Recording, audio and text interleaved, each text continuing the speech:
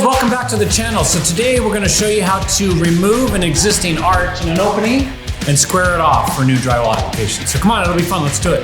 All right guys, so here we are in our space. Okay, you can see our homeowner has an existing substantial radius arch going on here. Some of the newer application to home design is to remove these arches or to build homes without the arches. We're going with like a kind of a square modern look nowadays. As you can see, this is what one of the existing, say hi to Ben, by the way. Hello, Ben. Hello. Look at this beautiful arch. Yeah, so this arch right here, guys, with the plywood exposed, this is what it used to look like. It used to have drywall on it, okay? So when you remove the drywall and you take off the corner bead, okay, you are left with this type of scenario, okay? So this is what you call ladder blocking or filler blocking for your arch, okay? We've got some existing conditions, all right? So we've got some fake beams, faux beams here. We've got a nice decorative panel ceiling, which we don't want to touch. We want to leave this exactly how it is. Homeowner doesn't want to mess with it, okay? Now, if you look, the arch and the plywood go all the way up behind the beams, which leads me to believe that these beams were installed, obviously, after the arch, okay? We do not want to take the arch all the way up to the ceiling, because if we did that, then these beams would have nowhere to stop, right? Picture this arch or this plywood facade being gone, these beams would be floating in the air, okay? So what we're gonna do is we're gonna strategically measure, okay? And then snap a line arbitrarily and saw cut this existing arch on both sides, remove it, and then put new backing in to support the new application. Okay, so I'll show you how to do that step by step. A couple things you want to pay attention to is once you take off drywall, you uncover whole sets of fun goodies behind the wall. Okay, in this case, we've got a blue wire here. This is probably audio visual, might be security. You want to be real careful that we don't damage this. Okay, it could be you got to assume that it's live or that it's has power servicing it. A couple other areas that you can see here. We've got some water lines. We're obviously not going to touch anything here, but we took the drywall back, and I just want to be cognizant and aware and make sure that we take precaution as far as being careful not to damage these during the course of our modified attempt, okay? On this side, you can see there's some existing switching, right? With all of our wires tucked up neatly in here. You can see everything's running out of the way, so we should be safe, but we just want to make sure that we take into account our existing conditions. We don't just use a saw and just start cutting. We want to know exactly where everything is: plumbing, water, gas, HVAC, anything like that, and identify it and flag it ahead of time. So it's important. Isn't that right, Ben? Yes, it is important. It is important. So basic tools to perform this endeavor is going to be, you're going to need a tape measure, okay? You're gonna need a skill saw, which Ben has right here, a circular saw. We're gonna need a gun, a method of attaching the new wood members to the existing framing. So in this case, we've used an actual pneumatic gun with a air hose, which is connected to our compressor over here. We have an air compressor. You could also use screws with a screw gun. If you didn't have a nail gun, that's okay. You can use screws with a screw gun. You could also hand nail it if you really wanted to. So the other important tool for an application such as this is either a multi-use tool. This is a cordless option, has a multi-use blade on it, or a Sawzall of some degree. And we'll show you when that will come into play. Basic speed square for squaring things off, and a marking utensil or a pencil. Sharpie. A pencil, Sharpie. Color pencil. Colored pencil would work. Paint brushes. Paint brushes? No, I don't think Artisan paint brushes. We want marking utensils that can make fine lines quickly. I agree. So now guys, the first thing I'm gonna do here is I wanna set an arbitrary line or a line that is transferred on both sides of the arch, right? Because we've got a pretty thick arch here. It's about 10, 11 inches wide, okay? I wanna mark both sides of the arch where I'm gonna cut and remove, but I want it to be the same on both sides. The best way to do that is to use, in our opinion, is to use a laser level. But what it's gonna do is it's gonna give you a perfect level line in an arbitrary spot. From that mark, you measure up the same everywhere, and you'll get a perfect level line no matter where you decide to start from. So in this case, I put the laser level on a ladder, right? A nice even flat surface. You can see over here, it leaves a red line in this case. So I'm gonna make some marks around everywhere, okay, so that I can take this line right here and transfer it up on both sides. Okay, so I'm just taking some time to go ahead and mark, and I'm gonna do the same thing on the other side. There's the same exact line. This line is at the exact same elevation as it was on the other side. So now we've made our marks, guys. We made our arbitrary marks on all four sides of the existing column. Now we gotta transfer these marks up, snap a line, and then we'll cut the arch out, okay? Now, where to determine how far down we cut? I had a conversation with the owner. Ben had a conversation with the owner. Sorry to interject. I did have a conversation with the owner, and we want the finish elevation to be 3 inches below those box beams, Okay. right? Knowing that we have a ½ inch of drywall and we want 3 inches of finish, we need to cut the plywood about 2½ inches below the box beam. Got it. So what we're gonna do then, knowing that, is since we have a finite measurement that the owner wants, we're gonna go back and we're gonna measure down 3 inches, make a mark. I'm gonna set a nail there. Okay, I'm gonna set a nail on that mark that we come down 3 inches, and I'm gonna put the laser back up and I'm gonna measure from that mark down to my laser, and then I'm gonna transfer the mark up. Let's go do that. Let's do. That includes finished drywall. So actually, we wanna go 2½ inches, right? Because ½ inch drywall will give it that 3 inch dimension that he's looking for. So our actual framing, rough framing measurement is 2½ inches down from the beam. Let's set a nail, and then from there, we'll measure down to our laser line, okay? Okay, that's where we're gonna cut our arch. Remember, third rung up, nothing changed on this. I'm gonna measure down from here, and you can see 63½ inches, okay? So that mark is the same as that mark, it's the same as that mark. That mark just runs all the way around the room, okay?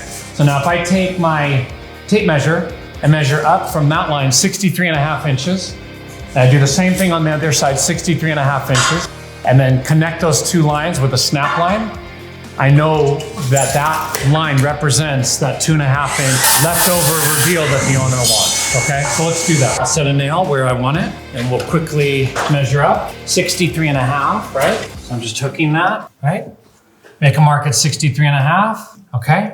Do the same thing on the other side. Isn't that right, Ben? Ben, do you want to just hold me on right? It's right there. I'll hold you on one. Okay, so now we've got our marks on both sides. I'm gonna put a nail here and I'm gonna run a string line down and snap it, and then we cut it out. That's something we can show our followers, how to snap a line with one person. By yourself? Yeah. Because you have 2 ways to snap a line. The first way is to have 2 people, one on each end, and then snap a line.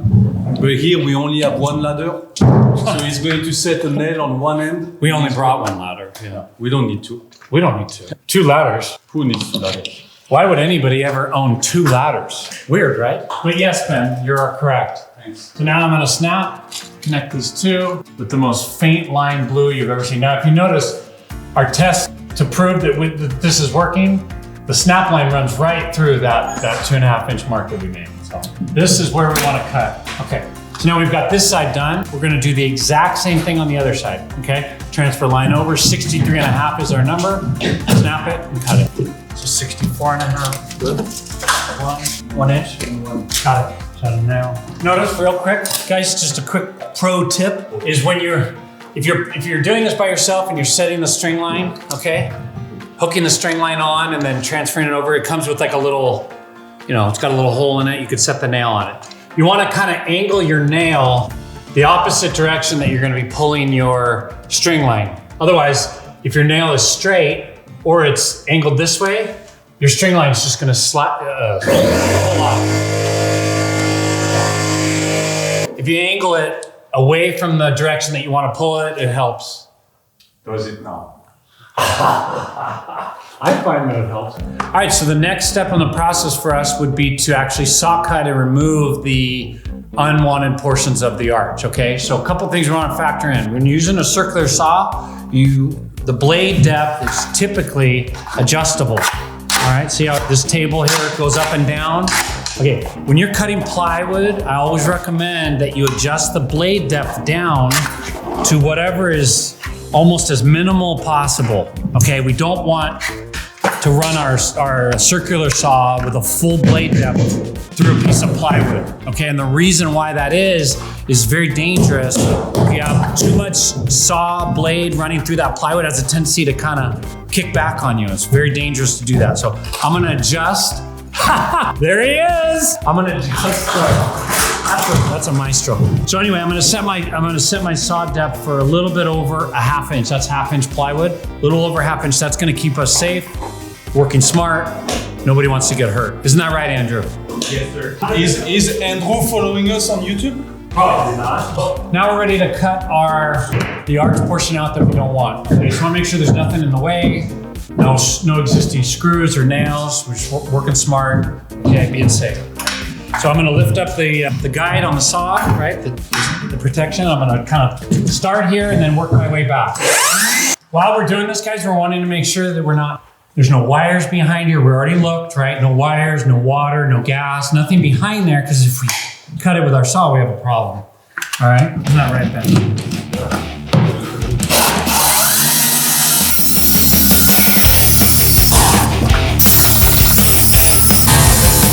The only thing that's holding it in at this point, guys, is the nails and the fastening that the previous contractor had installed on the side. So you can see Ben's working it pretty loose, but the whole thing on the top is loose, okay? Ben, we've got wires, the blue wires attached to it. Okay. So when you pull the thing out, it's gonna pull the wire, right? Just be careful. Don't go that way with it. Come down. Hang tight. Yep, we do not have a saw blade set. Here she comes!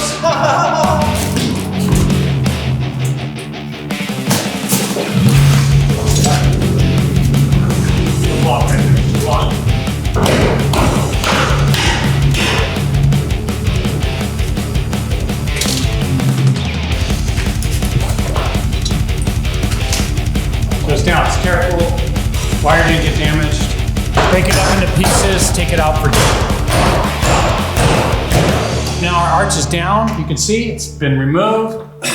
We can come back here and take a look on this side, and we can see we've got our 2.5 inch reveal, right? With our 1/2 inch drywall, it's gonna be perfectly 3 inches, exactly what the homeowner wanted, okay? So now the next step is to put some ladder blocking or filler blocking in here every 16 inches or so, right? Ben's cutting those pieces right now. I'll install them, and then we're pretty much wrapped up with this arch removal. Now we've cut our blocks, okay? They're all cut to length, ready to go in. They're gonna get fished in here, as you can see, like this, every 16, 18 inches or so. And this is really strictly for drywall support, so that when our drywaller comes and attaches the wall board to the new framing application, he has something sturdy to attach to. So I'll come through here. You can do this, guys, with screws, a screw gun if you don't have a nail gun or anything like that. You can certainly use screws, whatever you have available. In this case, like I said, we're just using a pneumatic nailer because it's what we have. So I'm just gonna fasten it up, and then I'm gonna work my way through. Again, it's somewhat arbitrary as far as the backing. I'll work my way down. We're so glad you work. So in this case, guys, I'm gonna do them every 16 inches. So I'm just gonna make a mark 16, 32, 48, so forth and so on. It doesn't have to be perfect. All it is for drywall backing. But we strive for perfection, right, Ben? We strive for perfection. What do they say? Everything. I need one more.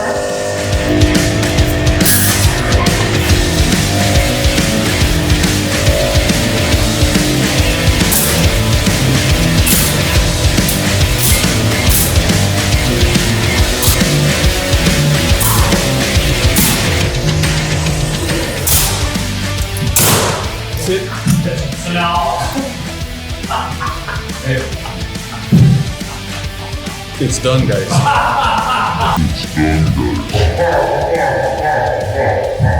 All right, guys, so as you can see, we finished our ladder blocking. It's all been nailed off. We've got our reveal. It's perfectly level. We know that because we shot it with a laser level and then we transferred our marks up. Couple things to consider. When attempting this arch removal and squaring off an existing opening, when you open up like we alluded to earlier with the electrical wires and the plumbing and the gas and water stuff that's behind the wall, sometimes you come across a structural wood member or beam that's in place, right? So what if the client wanted us to go all the way to the ceiling with the arch, okay? And the crown molding wasn't a factor, and the beams on the other side weren't a factor. If we wanted to go all the way up, you could take a look inside here and you could tell that we would have that ability, okay? Because there's no structure. It looks like there's a beam right here, but it's run all the way up, even with the ceiling, okay? Sometimes when you open these arches up, you don't know what you're gonna find, right? But if there's a structural wood member or there's a beam that you think is in the way, always consult with a structural engineer and make sure that, stuff is to remove. But in the event that there is something there, you're limited, right? So you have to work within those given variables. In this case, we really wanted to keep these beams. We didn't want to take them out. We wanted to keep the ceiling as is. So we accommodated our new opening and our new square off to adjust for that, okay, and compromise for that. So we could have gone all the way up in this case, but we didn't want to because we had these beams. So I hope you liked the video, guys. Super quick, easy way to take an existing arch, like you can see, remove it, modernize the opening, square it off, and create a little more volume as you go into and out of the room. So yeah, guys, if you have any questions or comments, let us know. If you like this content, please like, comment, and subscribe to our channel. We're really grateful to have you guys. I thought it was a fun day after all. It was. Happy Friday.